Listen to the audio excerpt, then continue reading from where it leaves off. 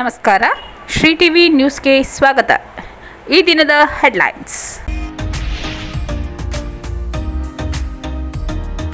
ಶ್ರೀ ಯೋಗಿ ನಾರಾಯಣ ಯತೀಂದ್ರ ಅವರ ಆದರ್ಶ ತತ್ವ ಸಿದ್ಧಾಂತಗಳನ್ನು ಅಳವಡಿಸಿಕೊಳ್ಳಿ. ಮೊಹಮ್ಮದ್ ಅಸ್ಗರ್ ಮುನ್ನಾ. ಒಳ ಮೀಸಲಾತಿ ವಿರೋಧಿಸಿ ಬಲಗೈ ಸಮುದಾಯದ ಬೃಹತ್ ಪ್ರತಿಭಟನೆ.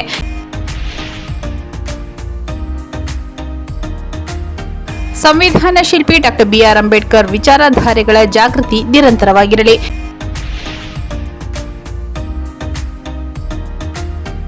ಜಿಲ್ಲಾ ಡಾಕ್ಟರ್ ಬಾಬು ಜಗಜೀವನ್ ರಾಮ್ ಸಂಘಟನೆಗಳ ಒಕ್ಕೂಟದಿಂದ ಸಮಾಲೋಚನಾ ಸಭೆ.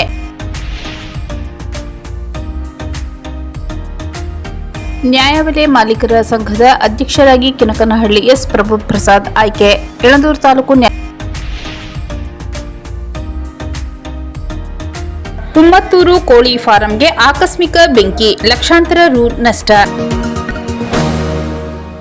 ಶ್ರೀ ಯೋಗಿ ನಾರಾಯಣ ಯತೀಂದ್ರ ಅವರ ಆದರ್ಶ ತತ್ವ ಸಿದ್ಧಾಂತಗಳನ್ನು ಅಳವಡಿಸಿಕೊಳ್ಳಿ. ಮೊಹಮ್ಮದ್ ಅಸ್ಗರ್ ಮುನ್ನಾ. ನಗರದ ವರನಟ ಡಾಕ್ಟರ್ ರಾಜ್ಕುಮಾರ್ ಜಿಲ್ಲಾ ರಂಗಮಂದಿರದಲ್ಲಿ ಜಿಲ್ಲಾಡಳಿತ, ಜಿಲ್ಲಾ ಪಂಚಾಯತ್ ಹಾಗೂ ಕನ್ನಡ ಮತ್ತು ಸಂಸ್ಕೃತಿ ಇಲಾಖೆ ಸಂಯುಕ್ತಾಶ್ರಯದಲ್ಲಿ ಆಯೋಜಿಸಲಾಗಿದ್ದ ಶ್ರೀ ಯೋಗಿ ನಾರಾಯಣ ಯತೀಂದ್ರ ಅವರ 300ನೇ ಜಯಂತಿ ಕಾರ್ಯಕ್ರಮವನ್ನು ಉದ್ಘಾಟಿಸಿ ಮಾತನಾಡಿದ ಚಾಮರಾಜನಗರ ರಾಮಸಮುದ್ರ ನಗರಾಭಿವೃದ್ಧಿ ಪ್ರಾಧಿಕಾರದ ಅಧ್ಯಕ್ಷರಾದ ಮೊಹಮ್ಮದ್ ಅಸ್ಗರ್ ಮುನ್ನಾ ಅವರು ಕೋಲಾರ ಜಿಲ್ಲೆಯ ಕೈವಾರ ಗ್ರಾಮದ ಸಾಮಾನ್ಯ ಬಡ ಕುಟುಂಬದಲ್ಲಿ ಜನಿಸಿದ ಶ್ರೀ ಯೋಗಿ ನಾರಾಯಣ ಯತೀಂದ್ರ ಅವರು ಕೈವಾರ ತಾತಯ್ಯನಾಗಿ ಬೆಳೆದ ಹಾದಿ ಬಹಳ ಸಂಕಷ್ಟದಿಂದ ಕೂಡಿತು. ವೃತ್ತಿಯಲ್ಲಿ ಬಳೆ ವ್ಯಾಪಾರ ಮಾಡುತ್ತಿದ್ದ ಕೈವಾರ ತಾತಯ್ಯ ಮಹಿಳೆಯರಿಗೆ ಬಳೆದೊಡಿಸಿ ಅವರಲ್ಲಿಯೇ ದೇವರನ್ನು ಕಾಣುತ್ತಿದ್ದರು.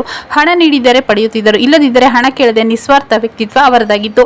ಇಂದು ತೀವ್ರ ವ್ಯಾಪಾರೀಕರಣದಲ್ಲಿ ಮುಳುಗಿರುವ ಜನತೆ ಕೈವಾರ ತಾತಯ್ಯ ಅವರ ಆದರ್ಶ ಸದ್ಗುಣಗಳನ್ನು ಮೈಗೂಡಿಸಿಕೊಳ್ಳಬೇಕೆಂದು ನಗರಾಭಿವೃದ್ಧಿ ಪ್ರಾಧಿಕಾರದ ಅಧ್ಯಕ್ಷರಾದ ಮೊಹಮ್ಮದ್ ಅಸ್ಗರ್ ಮುನ್ನಾ ತಿಳಿಸಿದರು.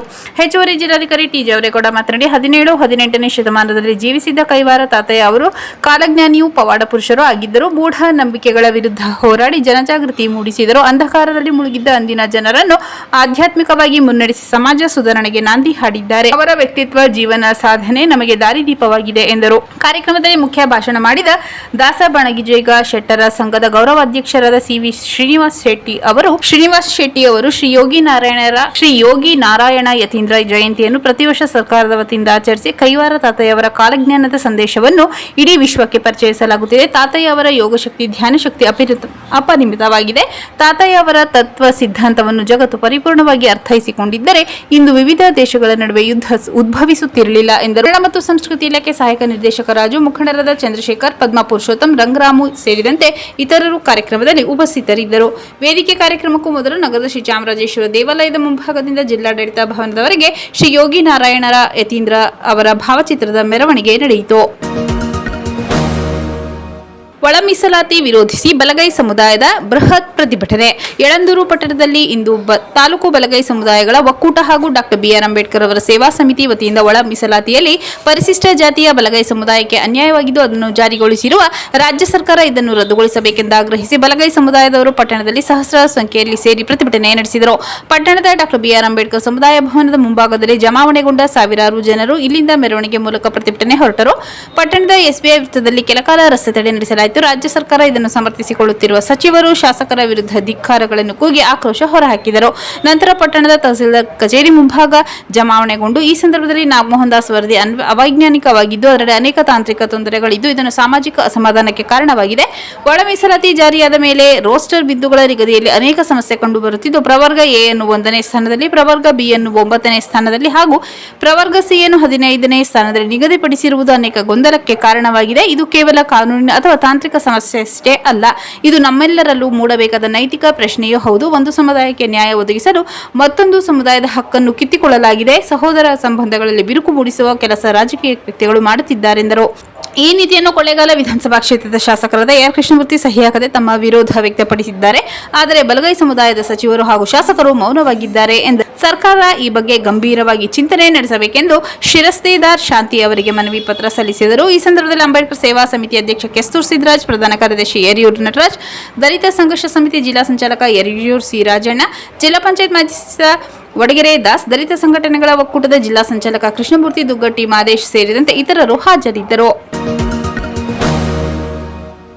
ಸಂವಿಧಾನ ಶಿಲ್ಪಿ ಡಾಕ್ಟರ್ ಬಿಆರ್ ಅಂಬೇಡ್ಕರ್ ವಿಚಾರಧಾರೆಗಳ ಜಾಗೃತಿ ನಿರಂತರವಾಗಿರಲಿ. ಗ್ಯಾರಂಟಿ ಯೋಜನೆ ಜಿಲ್ಲಾಧ್ಯಕ್ಷರಾದ ಎಚ್.ವಿ. ಚಂದ್ರು.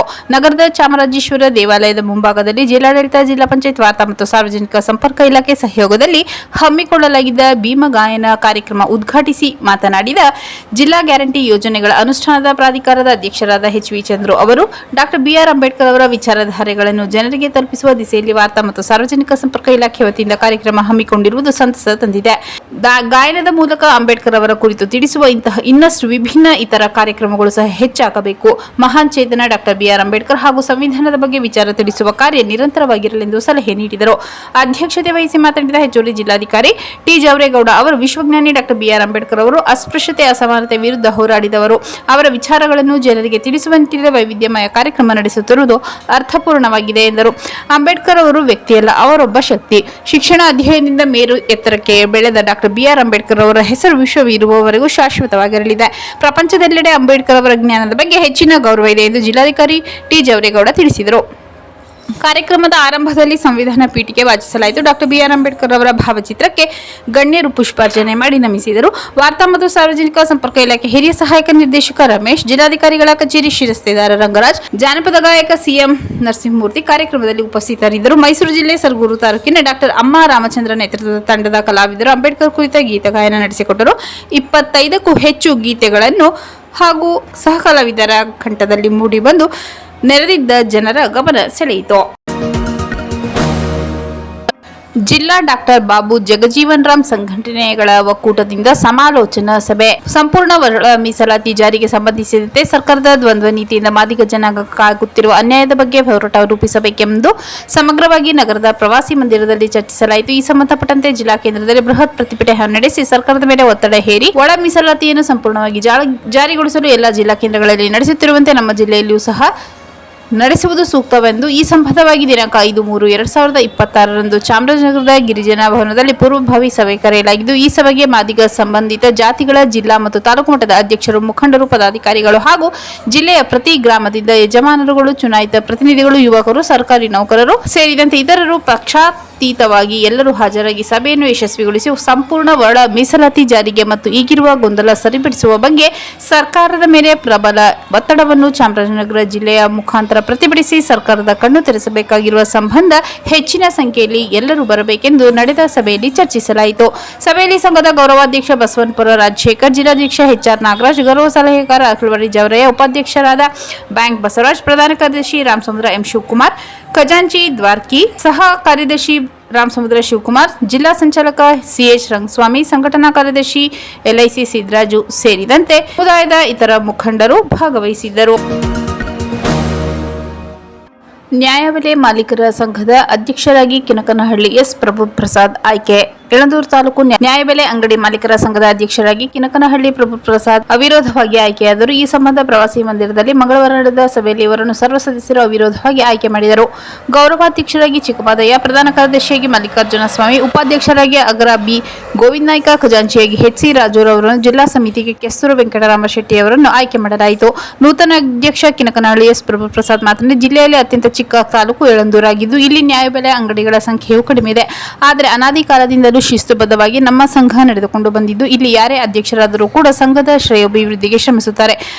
ಈ ಹಿಂದೆಯೂ ಅಧ್ಯಕ್ಷನಾಗಿದೆ. ಈಗ ಮತ್ತೆ ನನಗೆ ಅವಕಾಶ ದೊರೆತಿದೆ. ಸರ್ಕಾರದಿಂದ ನ್ಯಾಯಬೆಲೆ ಅಂಗಡಿ ಮಾಲೀಕರಿಗೆ ತಲುಪಿಸುವ ಸೌಲಭ್ಯಗಳನ್ನು ಕೊಡಿಸುವಲ್ಲಿ, ಇವರ ಸಮಸ್ಯೆಗಳಿಗೆ ಸೂಕ್ತವಾಗಿ ಸ್ಪಂದಿಸುವಲ್ಲಿ ನಾನು ನನ್ನ ಅವಧಿಯಲ್ಲಿ ಪ್ರಾಮಾಣಿಕವಾಗಿ ಸೇವೆ ಸಲ್ಲಿಸುತ್ತೇನೆ. ನನ್ನ ಅವಿರೋಧ ಆಯ್ಕೆಗೆ ಸಹಕರಿಸಿದ ಎಲ್ಲರಿಗೂ ನನ್ನ ಕೃತಜ್ಞತೆಯನ್ನು ಸಲ್ಲಿಸುತ್ತೇನೆಂದರು. ಈ ಸಂದರ್ಭದಲ್ಲಿ ರಾಜ್ಯ ಸಂಘದ ಉಪಾಧ್ಯಕ್ಷ ಆರ್. ದುಂಡಯ್ಯ, ಜಿಲ್ಲಾಧ್ಯಕ್ಷ ಗಿರೀಶ್ ವೈಕೆಮೂಳೆ, ವೆಂಕಟರಾಮ ಶೆಟ್ಟಿ, ಕೆಸ್ತೂರು ನಟರಾಜ್, ಅಂಗಂಗವಾಡಿ ದಿವಾಕರ್, ಸಿದ್ದರಾಜ್, ಲಿಂಗರಾಜ್, ಮುತ್ತಣ್ಣ, ನಂಜುಂಡಮೂರ್ತಿ, ಪರಶುಮೂರ್ತಿ, ಮಾಸ್ತಿ, ರೇವಣ್ಣ, ಪ್ರಭುಸ್ವಾಮಿ, ಮಹದೇವಸ್ವಾಮಿ, ಕೃಷಿ ಪತ್ತಿನ ಸಹಕಾರ ಸಂಘದ ಮುಖ್ಯ ಕಾರ್ಯನಿರ್ವಾಹಕಾಧಿಕಾರಿ ಪುಟ್ಟರಾಜ್, ಗೌಡಹಳ್ಳಿ, ರಂಗಸ್ವಾಮಿ ಸೇರಿದಂತೆ ಅನೇಕರು ಹಾಜರಿದ್ದರು. ಉಮ್ಮತ್ತೂರು ಕೋಳಿ ಫಾರಂಗೆ ಆಕಸ್ಮಿಕ ಬೆಂಕಿ, ಲಕ್ಷಾಂತರ ರು ನಷ್ಟ.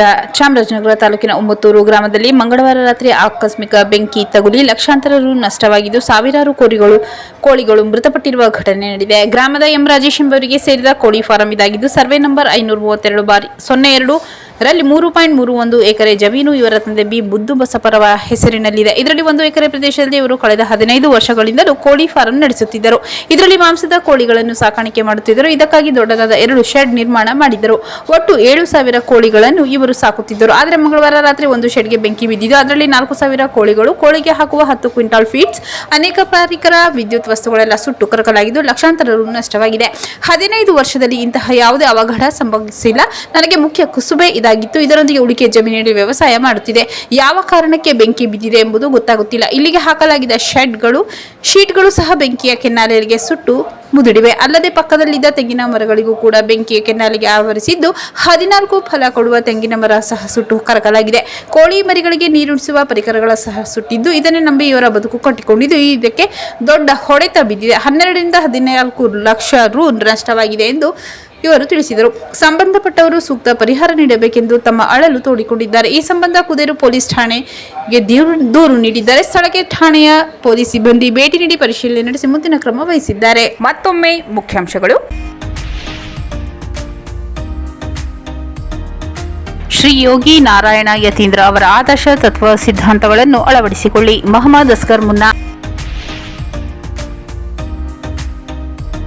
ಒಳ ಮೀಸಲಾತಿ ವಿರೋಧಿಸಿ ಬಲಗೈ ಸಮುದಾಯದ ಬೃಹತ್ ಪ್ರತಿಭಟನೆ.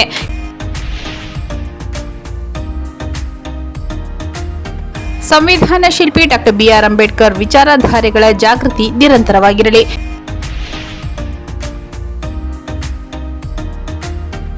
ಜಿಲ್ಲಾ ಡಾಕ್ಟರ್ ಬಾಬು ಜಗಜೀವನ್ ರಾಮ್ ಸಂಘಟನೆಗಳ ಒಕ್ಕೂಟದಿಂದ ಸಮಾಲೋಚನಾ ಸಭೆ.